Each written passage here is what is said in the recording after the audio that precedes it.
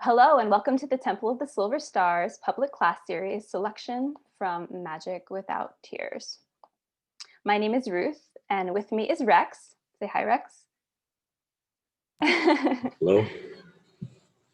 Rex is our co-host, is my co-host for this class, and we are both academic instructors with the Temple of the Silver Star. We are a nonprofit thelemic organization that's been around over 12 years, providing 2 tracks of training, academic and initiatory. So tonight you're seeing the more academic side of the Temple of the Silver Star. Initiatory is kind of a separate thing. Both tracks were designed to provide preparatory training in ceremonial magic, Raja Yoga, Kabbalah, tarot, astrology, and more. Using these foundational tools, we seek to guide a student towards a deeper apprehension of the true will, the law of Thelema, and his or her own psychospiritual constitution. You can visit our website, TOTSS.org, to learn more about joining the academic track or being an initiate. And so we have academic classes and campuses sort of all over the world. We have some in Brazil, we have some in the UK. Rex and I are kind of West Coast folks. I'm in Los Angeles, so we have a SoCal group, and then he's kind of spearheading the Pacific Northwest, I guess Cascadia region. He's in Sacramento, but there is one in Seattle. So if anyone's interested in joining us, and hopefully later in the year, if we can meet in person, we'll have live classes. So tonight, though, we're really happy we can have so many people from all over join us. We're talking about Magick Without Tears by Aleister Crowley's chapters 34 and 35, the Tao. So will be 2 chapters covering tonight, parts 1 and 2. And I thought I'd just kind of put them together. There's obviously like 83 chapters, I believe, in Magick Without Tears. At least that's what's on hermetic.com. And so we've kind of whittled it down to 11. And I was like, well, maybe we can, 11 classes, so maybe we can combine some. So that's why I've combined them. But as I believe Christian pointed out earlier before we began, he doesn't contradict himself, at least in these 2 chapters. So that's a relief. Rex, did you get a chance to review things? And, is there anything that stuck out for you reading this? For this, I think that Crowley takes a lot of stabs at what the Tao is, and to try to explain it, I think, is a complicated thing to begin with. But I think he does a fairly good job, although I can't really say he actually answers it. And I don't know if everyone here agrees that they came away with a clear understanding from these letters about what the Tao is. But you get enough different examples, I think, from Crowley that you can at least get an idea, and we can kind of go through what he talks about, and then talk about what other people think the Tao is potentially. Yeah, I mean, he actually starts it off with, obviously this, like, the book was written, he's answering letters from his students, and he literally starts off with like, this is the hardest question you have put to me yet to explain the Tao. So he's not pretending that he knows how to explain it, at least, although it does seem like he feels like he's figured it out. So chapter 1, the first chapter of this, the first chapter on Tao, I think it's interesting because he tries to weave, Thelema into it. Obviously, Taoism and Thelema are 2 separate traditions, one much older than Thelema. Just looking through, he's like the only answer to your question is silence. Trusting this to the slow dispersion and absorption of the disturbance created by your asking it. And in that sentence there lies really the whole explanation. But I see well enough it won't do for you. Silence. I thought there was a lot of good humor in here too. It was whether it was, I'm pretty sure it was intentional on Crowley's part, but yeah, he mentioned silence, and then he goes on to say that paradox and reason, and it's the way, and just different ways that the Tao has been described over time by different writers and different philosophers. But tying it back to Thelema and the Book of the Law, I thought was pretty good too. Robert is saying Tao is a popular red wine in Portugal. Any connection? You can expect maybe that ultimate concepts will be wrapped up in different philosophers' desire onto cultural underpinnings. I took issue with his disparaging of Neoplatonism. So yeah, it does have that quality. You know, he was like, no one can explain it. You know, you can't put it into language any better than Lao Tzu has, you know, already. But he does kind of pin it down with some words. I was looking up because I wasn't familiar. One of the terms that he used, he says some call it Thoth. I was like, what is Thoth? Yeah, Robert's saying to on, or being, the Greek to on.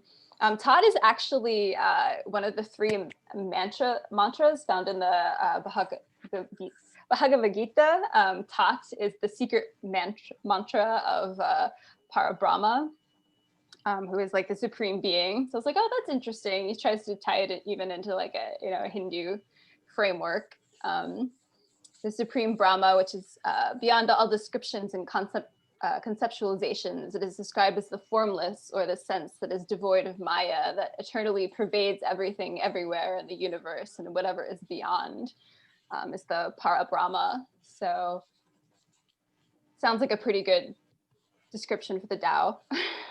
Sure. It's funny though, it's kind of ironic that to even describe the Tao is a paradox. I mean, the first lines or the first section of the Tao even says, you know, the Tao that can be told is not the eternal Tao. So it's almost like words by themselves are not even sufficient to describe what we're talking about. But unfortunately, that's the main tool that we have to try to communicate.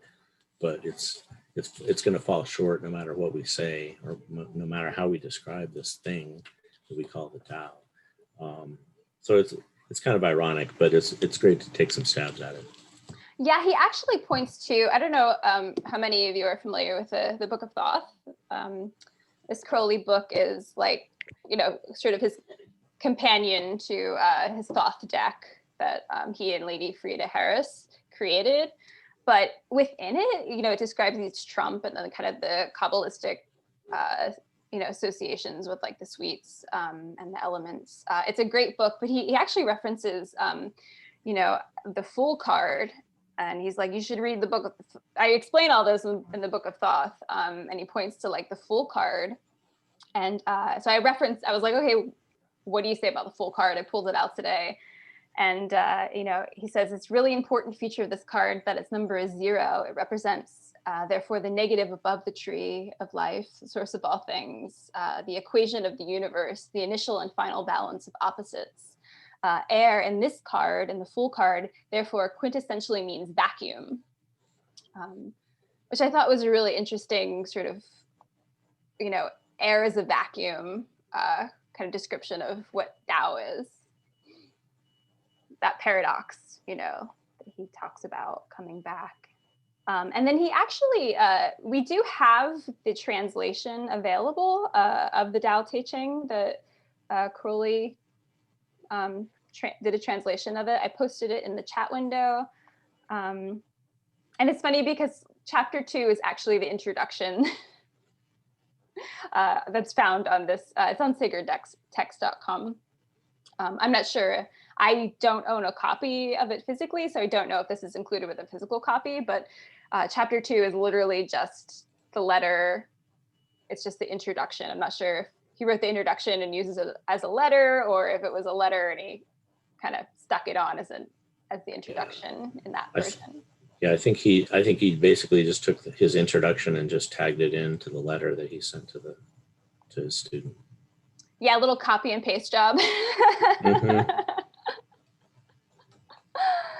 But yeah, he complains a lot about like, oh, there's no good translations. I'm not really sure how fluent Crowley was in reading and translating Chinese. He did spend time traveling through China, and he talks a little bit about that, especially in, you know, the second one. It's funny too, because he talks about, what is the quote? He talks about Liber 21. the classic of purity, and he kind of tells everyone that he claims the first written down by me, Lao Tzu, in the episode of the Dynasty Wu, and now made into rhyme by me, Aleister Crowley, is what that little quotation is for. So it's just kind of funny. Yes, he is paraphrasing Leger. But yeah, so Liber 121, you know, another of his books, is kind of like a weird rhyme about the Tao. So that's something else that, you know, if you're interested in finding more about Crowley and his love of Taoism, that's a resource. You know, and just going back to the text, he brings it back to like the Book of the Law. And he says, you know, the Book of the Law states the doctrine of the Tao very succiently. Thou hast no right but to do thy will. Do that, and no other shall say nay. For pure will, unassuaged of purpose, delivered from lust of results, is in every way perfect. So yeah, we're back to that, right, Rex? Like it's, you know. It always comes back to that. Chapter 144. Yeah, no, and I think it's interesting too, like if you're looking at the Tao or the Tao Te Ching in general, you know, to look at the different translations. So, you know, you've got Crowley's, he's making his paraphrase of the Legge version, and then so I went back to the Legge version, and it is different, you know. So it's, and I have a version here that's, you know, printed in 1988 that is even slightly different. So it's clearly there's a lot of room for interpretation on some of these things, and it's good, I think, to read them all, because then that way you get Crowley's take on it, and you get a historical take, or you get a more modern 90s take on it.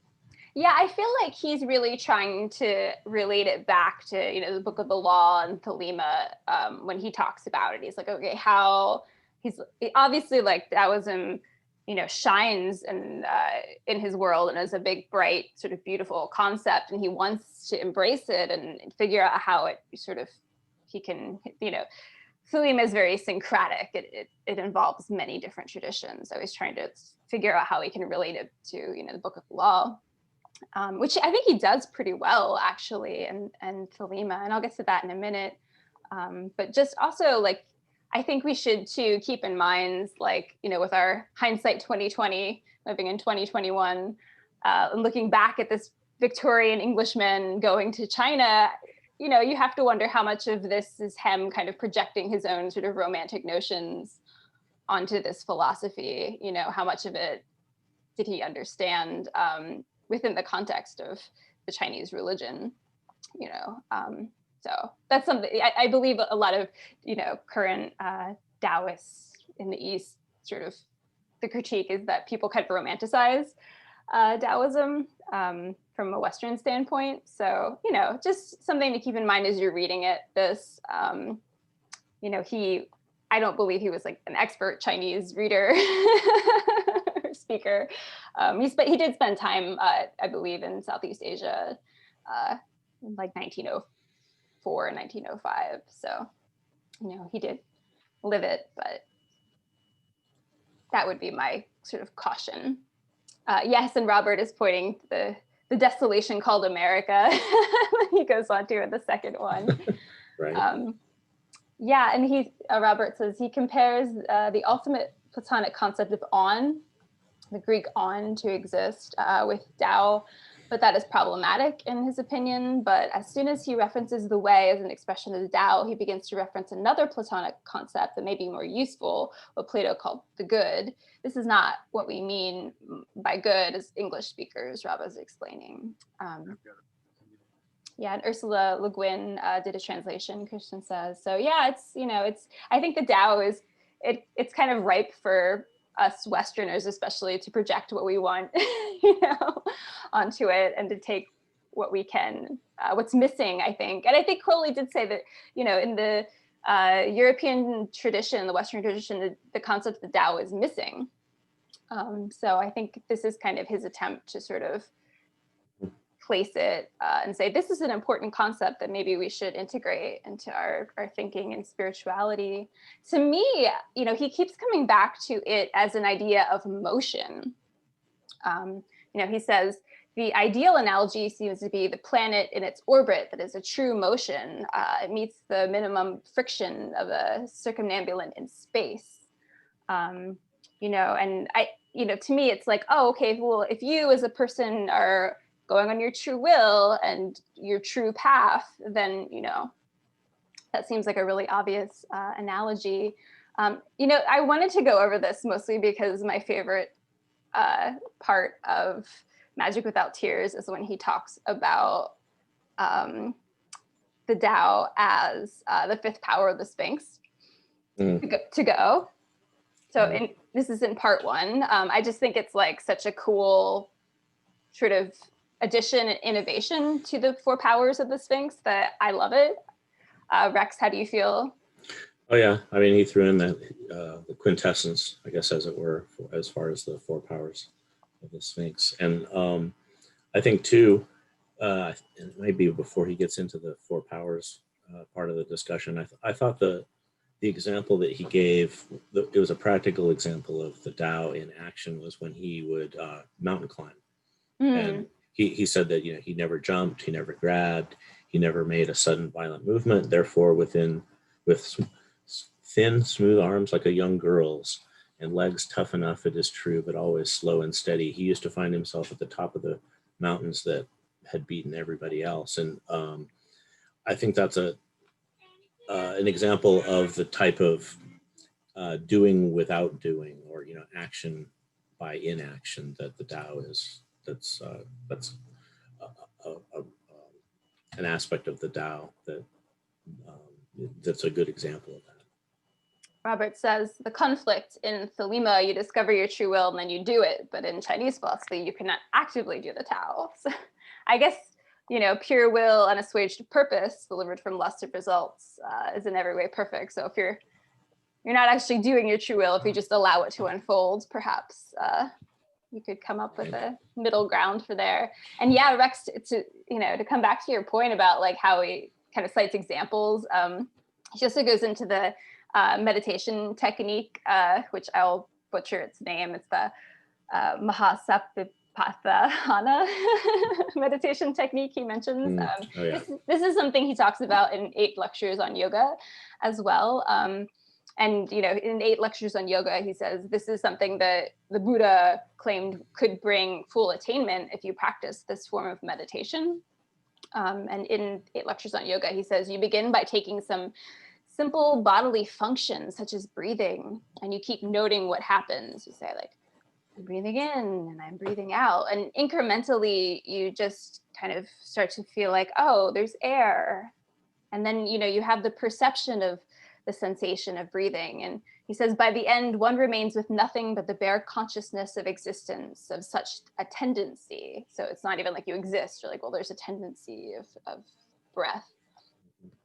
You know, and that's kind of what he believes is the Tao, this sort of tendency, you know, the natural flow, I suppose you could connect that back to.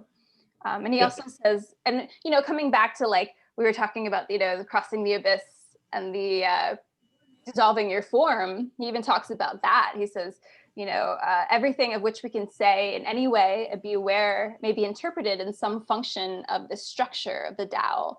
We may translate it the way, for it is motion of the structure which we observe. So he's like, he basically says, well, it's like the mind kind of thinking about itself, but then it's also like the action of the mind. There's no being apart from going. Yeah, I think he's describing it as a process, you know, like rather than being something that you can define. When you define something, it kind of brings it to a stop.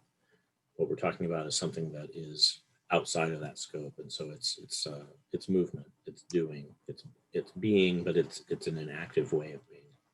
And another thing that kind of ties back into that is he talks about, he's like, don't try to visualize it or intellectualize it.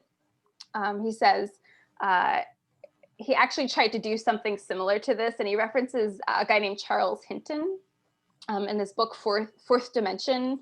And I looked it up, and Hinton's actually really cool. He was sort of the dude that coined the term tesseract. He was a Princeton mathematician, and he sort of tried to get people to think about the concept of like space-time and sort of higher dimensions mathematically that like we couldn't perceive sensually. Like you can't really perceive, you can't look at a thing and say, oh, I can see time, but it still exists as a dimension. It's just something that like, you know, our human mind wasn't really meant to like observe, you know, at least as a still thing, I suppose. You know, and it was a book that was actually really influential to a lot of people. I'll post it here. It's in archive.org. It was written, you know, turn of the century.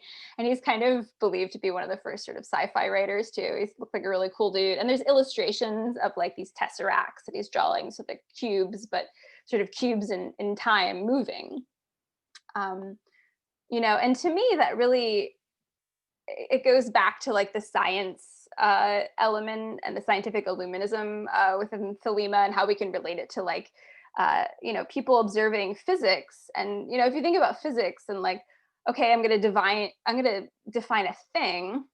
It's fine to define a thing, but a thing is always changing and moving in space if you add time in. You know, you have a cube, but like, you know, eventually that cube is going to have a force act on it. And Crowley kind of pulls a lot of that sort of philosophy back in and says, well, yeah, you have to, everything has a context, you know, and unless you can like have the totality of the context of the universe around this thing, then you can't really define it. And that's sort of part of the Tao too, is like, you know, I remember someone explaining once that you think of yourself all through your whole life, you're not just like this single form, you know, first you're like a little zygote and then you change into a human, and you should really think of yourself moving through time. If you could step back out of time and see yourself more as this line moving and growing and shrinking again back into dust. So I don't know if that makes any sense. If I'm just kind of ranting about physics.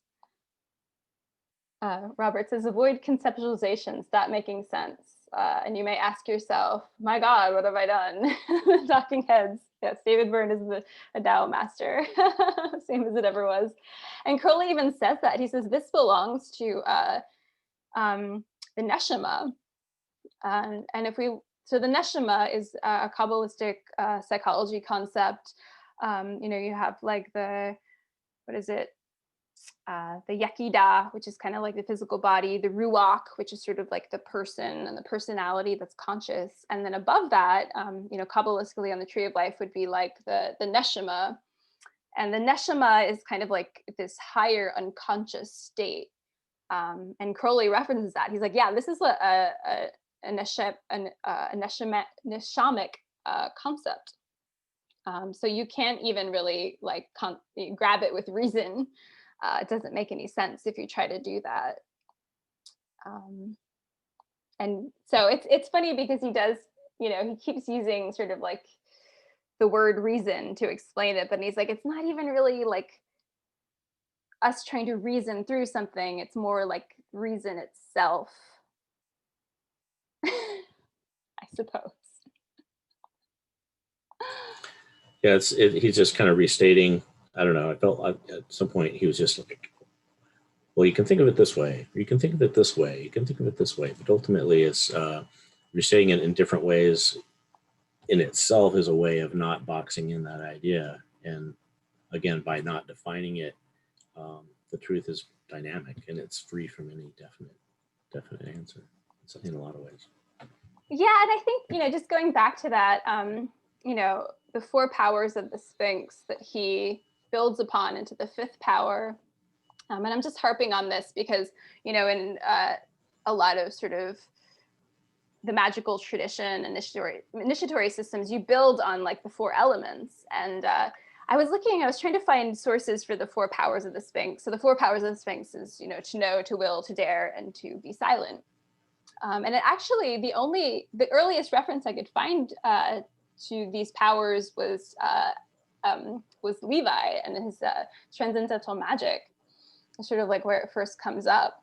And I believe there's a chapter about sort of the initiatory candidate. And so, you know, when you're going through initiation, you're working on the different elemental parts of you, and they all correspond to these powers of the Sphinx: earth, air, fire, water.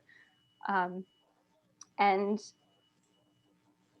you know, so to add this fifth element as spirit, I think is a really beautiful thing. And what does the spirit do? But it goes, it transforms, it moves. And I think that's a little bit of insight to me on how to sort of transcend, you know, the world of Malkuth and these four physical elements. If you use the to go of the spirit, you can kind of spiritually transform, which is the point of initiation. And I would believe Crowley would say, you know, moving past the abyss is the goal to transform. And I love that he also, you know, launches into the correspondence of it as a symbol of the Ankh. He says, you know, if you look at like, you know, pictures of Egyptian gods and they're holding the Ankh is like, it looks like a, you know, the female symbol or the symbol of Venus, circle with a little cross on the bottom. And he says it's a sandal strap, you know. And so the sandal strap, you know, much like the wings of Hermes, it's to go, it's to move and move forward. He says, how right is this, that the quintessence should be dynamic and not static? For if it were some form of being separate from going, it would necessarily be subject to decay, and in any case, a thing impossible to apprehend, since apprehension itself is an act, not an idea immobile, which would be bound to change at the very moment of grasping. So that, to me, I don't know, that's sort of one of my favorite paragraphs, I think, that Crowley's ever written, was just, you know, keep going. Perseverance, but also energy, I suppose. So Rex, did you have anything, so that's kind of part one for me. Rex, did you have anything about part two that strikes you? Part two, you know, like you said, it's largely the introduction to his, you know, Tao Te King book. And for that, it's interesting. I think in a lot of ways, he's restating some of the points that we have just gone through in, you know, in this first letter, or the first part. He talks about the studies of Eastern philosophy, his travels through China, and his use of intuition. And then, yeah, he does get kind of disparaging on America. I think he said it was the desolation of America where he really got the true meaning of what Lao Tzu's teachings were, which I thought that was pretty good. Yeah, it's funny how he sort of humble brags about all of his travels, and he's like, but America, the people are just not sympathetic. Yeah, but he's talking in the same terms. You know, he's talking about the Tao as the way, as reason, as process, as To'ov. So we have a lot of the same concepts here, just maybe in a little bit more formal, because it's the introduction to a book. Yeah, it's interesting because he kind of, you know, I just keep pulling back like into, okay, what does he say about the Fool card? Because he kind of references that, I believe, again in the, you know, from the Book of Thoth, and he talks about the formula of the Tetragrammaton in his little paragraph of the Fool card, and he explains that, you know, the whole of tarot is based on the Tree of Life, and the Tree of Life is always cognate of the Tetragrammaton. The Tetragrammaton is always Yod He Vav He, sort of like these four Hebrew letters. That's what I'm referring to, if you're familiar with that. And so, you know, they can be mapped onto the Tree of Life, and he says the whole doctrine can be summed up as briefly as the union of the father and mother producing twins. One son goes forward to the daughter returning the energy to the father. By this cycling of change and stability and eternity, the universe is assured. So, you know, it's like that motion, that like the path of return as mapped out on the Tree of Life as a sort of an analogous to the Tao. You know, it's life, but it's also destruction and death too, and recycling energy. Yeah, he kind of shit talks a little bit in this one, you know, about America. He shit talks European and Platonic definition, you know, as Robert said, he doesn't really, maybe he's not quite generous with the Platonic definition. You know, he kind of gives some good logical arguments for why you can't name it, and it's just an inscrutable energy which determines the form of our experience, consists in determining the experience should take place at all. And then sort of at the end, he kind of gets into like, I have the answer though, Kabbalah. So he says he has the keys to it. Properly understood, it is a system of symbolism, indefinitely elastic. It, you know, Kabbalah assumes no axioms, postulating principles, and so, you know, it can do anything. It's very flexible in this way. And so I believe that's kind of what he's talking about, is sort of reducing it down to like the conception of zero. And then if you've read other chapters in Magick Without Tears, he does talk about like the concepts of 1 and 2 and 1 equals 2. Robert says, adjustment is the girlfriend of the fool, according to Lon Mila-Duquette. If something has a reason to be, it is beyond debate or discursive debate. The Neoplatonists said exactly the same thing about the one that the Tao Te King says about the Tao. The Tao you can name is not the Tao. Put her down. Yeah, great point. You know, I don't know. I just think it's funny that he sort of in this introduction to the Tao that the translation of the Tao he's written, he's like, but I figured it out with math. The ultimate colonial man. Sorry. Well, and he's always pushing his systems too. Like, you know, Yeah. he's, you know, obviously the Kabbalah is a huge key to all of his magic and to all of his, you know, the stuff that he's been doing. So clearly he wants to tie it back into that.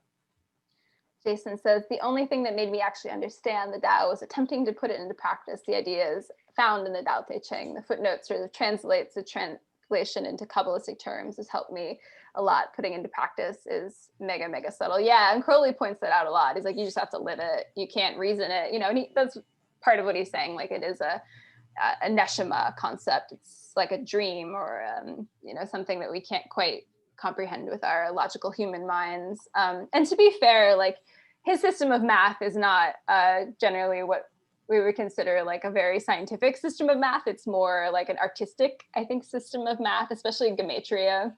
You know, gematria, if you start to practice and do it, it'll make you sort of lose your mind, lose your reason, lose your sense, kind of maybe fall into the Tao. So I think that's kind of where Crowley went. And the best part, I didn't realize this until I was kind of reading it at the end tonight, is that he mentions Amalenrah.